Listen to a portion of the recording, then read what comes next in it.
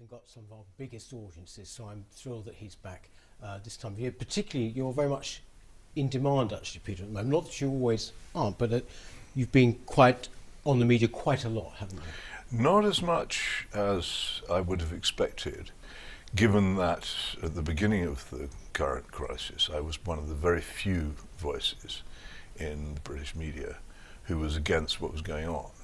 So far from that giving me a sort of monopoly position as someone who was in great demand, it didn't, particularly the BBC, which to begin with barely noticed my existence and has since then given me one or two sort of concessionary spots. But actually, I think I've been on the BBC less during these past 9 months than probably any other time since I started being on it at all. I think one of the things about the crisis has been the BBC's deep unwillingness to even acknowledge that there's an argument, and therefore people like me are not welcome. Do you think, when you look at the BBC, and for that matter Sky and the others, they all seem to be singing pretty much from the same hymn sheet? The only striking exception has been talk radio, where I've been a welcome guest every week on Mike Graham's show, which has been terrific. A lot of people have listened to that and have taken some sort of comfort from it. But in general, there seems to have been pretty much everywhere an acceptance that what the government is doing is right, that it's making a correct and proportionate response to what is going on. I think that's really absurd in a country which supposedly prides itself on having a diverse and competitive media, that everybody is so diverse and so competitive that they all do the same thing. The polls seem to suggest that too, don't they, about the public? Well, I think fear, which is what this is fundamentally about, is an enormously powerful propaganda tool. And once you frighten people into thinking that they're in a genuine danger, and by taking certain precautions and behaving in certain ways, they can reduce that fear, they will probably do that.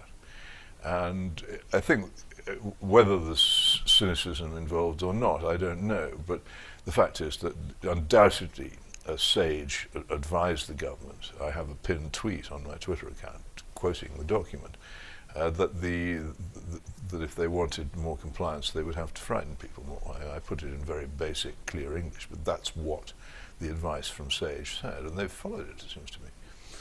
Yes, I started out really by thinking, well, these polls are very suspect, but then what you notice is people walking down the street wearing masks in the street when actually that's never even been suggested so far as I know. No, it's extraordinary. People go far beyond what might be expected.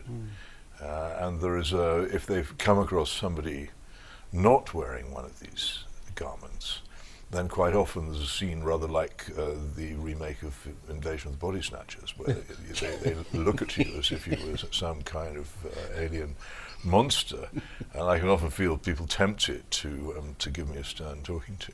Yes. And then I hope they're untempted by the prospect of getting a pretty stern talking to back, so they don't. But I think that there is a really cultish and highly superstitious aspect to this. Now, I am myself superstitious. I admit to it, because there's no point denying it. I don't walk under ladders. I don't ride my bicycle on Friday the 13th. It's silly. I know it's silly, but I do it. It's motivated by the fact that the world is an uncertain place. And I think, well, why tempt it? But I wouldn't even begin to try a rational justification for it or try to persuade anybody else to do it. But almost all of the things which we're being asked to do are basically superstitious. There isn't any sound experimental work which actually suggests that any of it is either proportionate or any use. But people are plunging into it as if they had all joined an enormous Jonestown cult and were completely enraptured by it. But do you think people in this country, for example, would once not have done that? I like to think not, but I'm not sure. As I say, I think fear is a very powerful motivator. What we've never had before is a generation brought up almost entirely in a highly conformist electronic culture.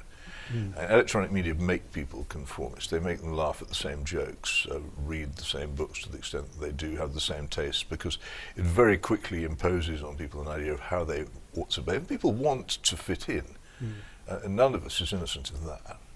And so, first of all, television did this, and then colour television redoubled it, and then when the internet came along, there was an even more powerful conformist force. So I think possibly more so, but I wouldn't like to say that the great roast beef-fed Britons of another generation would have been any less responsive to similar pleas if they'd had the levels of propaganda directed at them that we have. And there is incessant propaganda. I'm very aware of it because I resist it.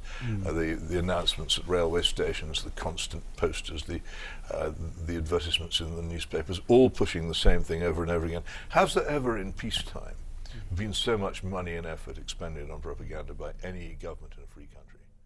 We will make America great again.